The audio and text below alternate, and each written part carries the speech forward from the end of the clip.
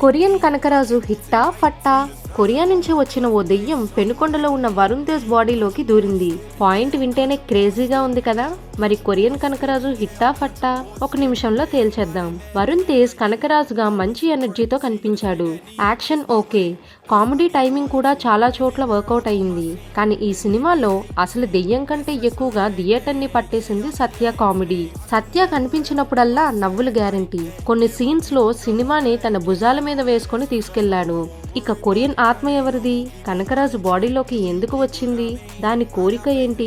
ఈ మిస్టరీ చుట్టూనే అసలు కథ తిరుగుతుంది. కాన్సెప్ట్ కొత్తగా ఉంది, కానీ ట్రీట్మెంట్ మాత్రం అన్ని చోట్ల కొత్తగా అనిపించదు.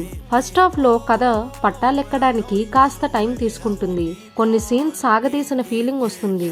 పైగా లాజిక్ గురించి ఎక్కువగా ఆలోచిస్తే దెయ్యం కంటే మనకే ఎక్కువ డౌట్లు వస్తాయి. అయితే హర్రర్ ప్లస్ కామెడీ కాంబినేషన్ కొన్ని చోట్ల బాగా పేలింది. క్లైమాక్స్ లో వచ్చే ట్విస్టులు కూడా ప్లస్. మరి హిట్టా పట్టా? ఫట్టా అని పక్కన పెట్టలేం, బ్లాక్ బస్టర్ అని ఎత్తలేం. వరుణ్ తేజ్ ఎనర్జీ ప్లస్ సత్య కామెడీ కోసం ఒకసారి చూడొచ్చు. నా మాటల్లో చెప్పాలంటే కొరియన్ కనకరాజు భయపెట్టడం కంటే నవ్వించడంలోనే ఎక్కువ సక్సెస్ అయ్యాడు.